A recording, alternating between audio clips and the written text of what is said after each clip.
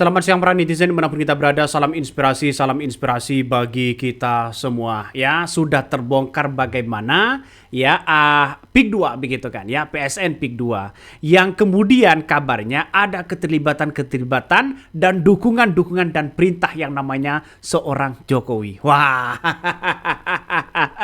Ini akan terbongkar habis-habisan, Bos, ya. Di DPR ya kemarin di Komisi 2 begitu kan dibongkar habis-habisan, salah satunya dari Khozainuddin begitu kan ya. Ahmad Khozainuddin begitu, dan kemudian ada saksi-saksi banyak yang kemudian ya di situ mengatakan ya resmi ya PIK 2 itu perintah atas nama ya Mulyono di situ. Wah, tegas ini begitu kan. Artinya secara tidak langsung proyek PIK 2 ini tidak akan terjadi jika Perda nomor 1 tahun 2023 tidak dibuat atas perintah dari seorang Jokowi. Ini ngeri, Bos. Ternyata begitu kan ya. Ternyata ya kebijakan-kebijakan Jokowi ya ini menimbulkan banyak masalah ternyata ya. Kabarnya juga begitu ada yang mengatakan PIK 2 ini ya milik salah satu konglomerat yang besar begitu kan ya. Ternyata kabarnya ya serobot 1.500 hektar hutan ya, yang kemudian hutan lindung ya, kabarnya begitu kan. Apakah benar seperti itu? Tapi pada bentuk ya yang sekarang ini muncul di DPR, kenapa masyarakat dan saksi-saksi itu sudah dimintai keterangan, apa yang sekarang ya action dari DPR 2 dari Komisi 2 ini action terhadap Jokowi. Lah, apakah actionnya? Apakah hanya masyarakat diminta pertanggungjawaban seperti itu? Atau hanya masyarakat dianggap suruh bercerita sana sini begitu kan? Itu yang terjadi begitu. Ternyata mengandung masalah besar ya, Jadi artinya apa? Artinya secara tidak langsung kasihan banget kalau ini benar-benar ya serobot tanah masyarakat, tanah rakyat di situ begitu. Dan kabarnya di situ atas dasar perintah dari seorang Mulyono. Nah, Mulyono lagi begitu kan. Semuanya atas dasar perintah dari Mulyono. Jelas ya. Itu sudah diceritakan oleh ibu-ibu dan emak-emak begitu kan ya di Komisi 2 DPR RI. Wah. Sekarang ya Mulyono mau diapain coba ya? Kalau sudah ada tanda-tanda bukti-bukti yang ada begitu kan ya. Ini saya kira mau diadil apa enggak? Kita tonton ya videonya seperti ini. Jadi satu, bahwa proyek PIK 2 tidak akan terjadi jika Perda nomor 1 tahun 2023 tidak dibuat. 2. Asal usul terbitnya Perda tersebut adalah sudah diatur oleh Al-Muktabar atas dasar perintah dari Bapak Jokowi selaku Presiden Republik Indonesia. Yang ketiga, tanah yang disebabkan tidak sesuai dengan aturan undang-undang yang berlaku, apalagi menggunakan jasa pihak ketiga, salah satunya abdesi. Nomor 4, BPN juga ada indikasi terlibat dalam kelancaran rencana oligarki dan bertindak setelah Perda itu diresmikan.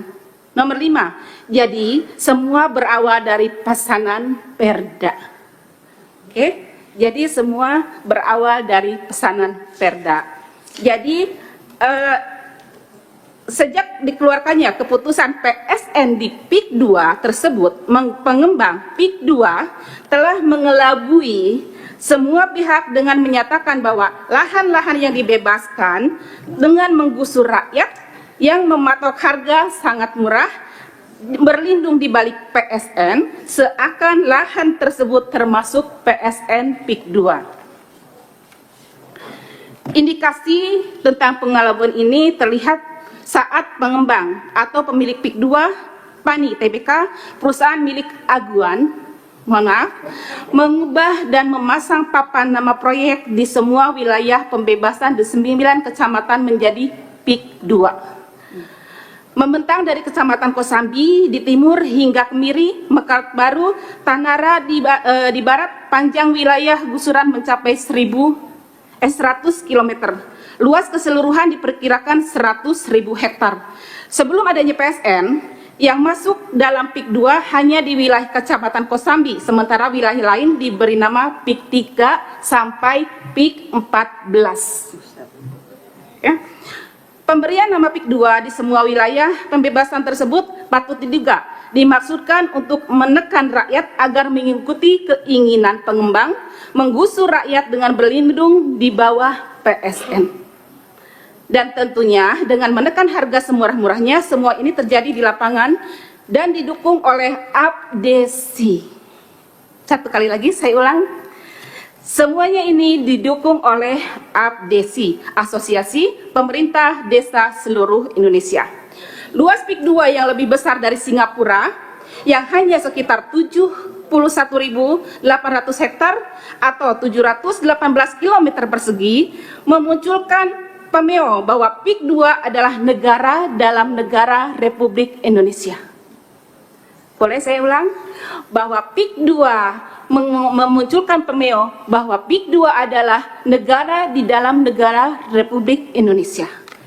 Darat, laut, udara, serta markas BRIMOB sudah dibangun di sana, sudah kita tahu sendiri. Bahkan tidak mungkin ke depannya akan menjadi wilayah atau otoritas khusus yang punya administrasi sendiri, pemerintah sendiri. Ini yang kami khawatirkan. Pengadaan tanah untuk PSN yang melibatkan swasta dikhawatirkan menimbulkan persoalan konflik agraria. KPA, Konsorsium Pembangunan Agraria, mencatat sepanjang tahun 2020 hingga 2023 ada 115 letusan konflik agraria akibat PSN. Luas lahan dan jumlah korban terdampak masing-masing 516, 409.000 hektar dan 85.555 keluarga. Menteri ATR BPN, nah ini yang saya mohon maaf, kenapa saya beberapa waktu lalu juga diundang di Kompas TV karena mau mengomentari ini bahwa Kementerian Pengkajian dan Penelitian Komnas HAM Menteri ATR BPN Nusron Wahid menyatakan minimal ada 5 pelanggaran yang dilakukan PANI sebagai pemilik proyek PIK 2. Ini Bapak Menteri yang bicara. 1. Tidak sesuai rencana tata ruang KSN Jabodetabek Punjur. 2. Tidak sesuai RT/RW Provinsi Banten dan Kabupaten Tangerang. 3. Tidak punya rencana detail tata ruang. 4. Seluas 1.500 dari 1.755 hektar proyek PIK 2 masih berstatus hutan lindung. Belum diturunkan menjadi hutan konversi dan hak penggunaan lain. Beliau belum punya rekomendasi kesesuaian kegiatan pemanfaatan ruang KPR dari Menteri ATR atau Kepala BPN. Puncak gunung es dari Kemelut PIK 2 ini adalah terbongkarnya skandal pemagaran laut sepanjang 30,16 km yang beberapa waktu lalu kita saksikan. Dari data di lapangan ternyata pemagaran laut tersebut tidak hanya terjadi di Desa Kohot, tetapi ada di 16 desa, di 6 kecamatan di Tangerang. Mungkin ini saya loncat ya, mempercepat waktu. Di awal munculnya isu pagar laut, untuk pagar laut saya loncat, sebentar, mohon maaf. Nah, penggusuran dan pengurugan yang sedang berlangsung sebetulnya harus dihentikan karena sudah terlalu banyak protes dari warga, dari aktivis, daripada tokoh, dan hampir seluruh warga Banten sudah protes atas pengurugan dan penyerobotan tanah. Demikian juga dengan kasus pemagaran laut. Saya mohon Bapak yang ada di sidang ini, terutama Bapak pimpinan beserta jajaran, tolong cermati ini, pahami ini, lihat rakyat Bapak yang ada di Banten. Ini bukan hanya tentang Banten, tapi tentang seluruh Indonesia. Bagaimana saya melihat langsung mereka, bagaimana saya mendengar langsung jeritan mereka. Saya tidak bicara atas nama pribadi, tapi saya sebagai warga Banten, karena memang saya sebagai sekretaris FTA juga adalah warga Banten. Jadi naif rasanya kalau saya menutup mata, hati, dan tuli ketika saudara-saudara saya sedang tertindas. Untuk lengkapnya nanti mungkin akan saya serahkan ke Bapak pimpinan data-datanya. Dan satu lagi yang harus kita ingat Pak, kejadian ini PIK 2 ini tidak akan terjadi jika tidak ada Perda 1 nomor 1 2023 dikeluarkan oleh Pemprov Banten. Boleh saya tuturkan sebentar, sedikit? Oke. Sebentar, maaf.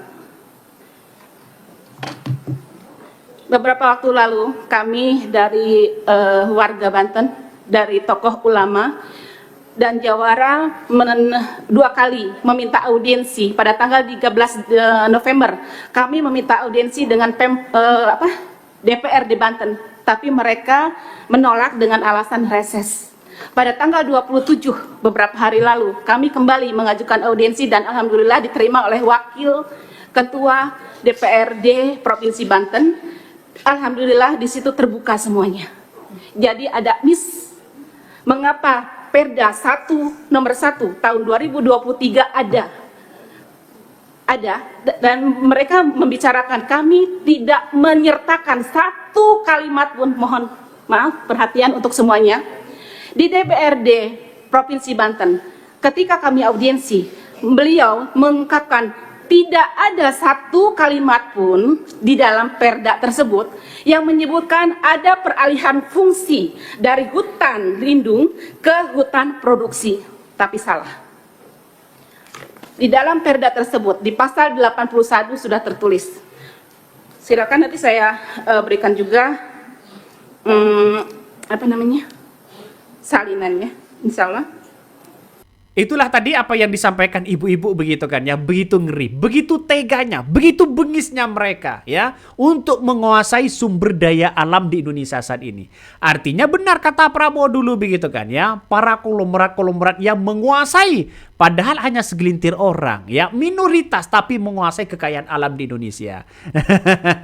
Ngeri nih bos, ngeri. Dan sekarang apa tindakan dari DPR ya, Komisi 2 terhadap ya Jokowi dan Aguan dan konglomeratnya. Ya masalah soal PIK 2 dan ya PSN PIK 2 ini. Jadi saya kira ini masih banyak soal pagar laut, nanti akan ceritakan di segmen selanjutnya. Mungkin itu yang kami sampaikan. Tonton terus channel Hodari Podcast Rakyat ini, jangan lupa di subscribe.